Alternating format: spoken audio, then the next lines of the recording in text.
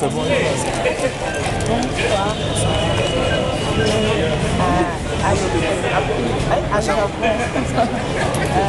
Bon, qu'est-ce qu'on peut dire que vous avez par rapport à ceux qui n'ont pas pu suivre?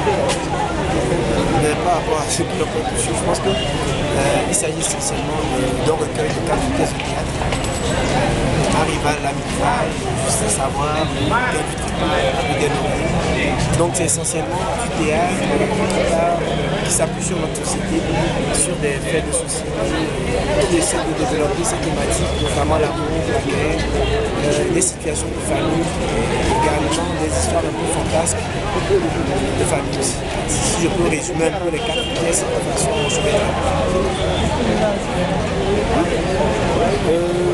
disons que je m'inspire énormément de la société, de tout ce que je vois.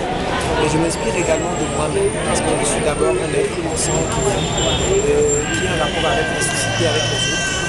Je m'inspire du regard que je porte sur les autres et ce que ça m'apporte. Et également de ce que les autres font, comment ils agissent en fonction des situations différentes.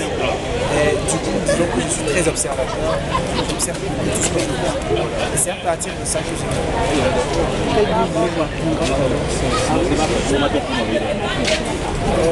un but, je dirais tout d'abord que je n'ai pas de but didactique du tout. Je ne suis pas moralisateur, je pense que je n'ai pas de leçon morale ce soir. Mais je crois en les vertus du théâtre, parce que d'abord je suis un auteur de théâtre. Le théâtre a une vertu de catharsis, d'abord d'épuration. Le théâtre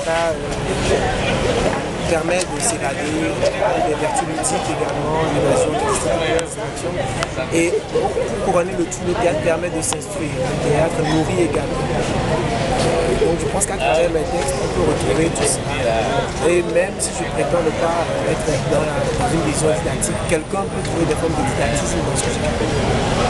Pensez-vous que votre nouvelle pourrait se faire au niveau de la littérature populaire, en particulier de la littérature africaine?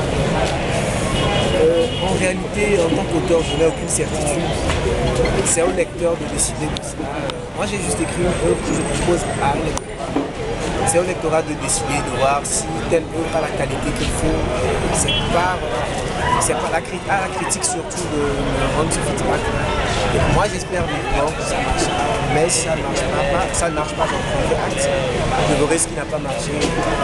Parce que, comme on dirait, on est toujours en écriture, en instance d'écriture. L'écriture n'est jamais quelque chose d'abouti. Quel regard porteur sur la littérature? Je pense personnellement que la littérature togolaise est l'une des littératures les plus riches d'Afrique. On a énormément de talent. Et d'ailleurs, si aujourd'hui nous nous positionnons, moi personnellement je me positionne comme auteur, c'est parce que j'ai lu beaucoup d'auteurs togolais, que j'ai eu envie d'écrire en lisant Tony Allen, en lisant Fossif, qui sont également, en tout cas des aînés, des icônes, des gens à qui on veut ressembler, et des gens qui continuent toujours de rayonner l'univers de la littérature africaine en général. Donc même s'il n'y a pas une politique culturelle en tant que telle, surtout en matière de livres, je pense que la littérature togolaise brille de mille feux. Et nous apportons notre feu pour que ce soit le 7e. Merci à vous.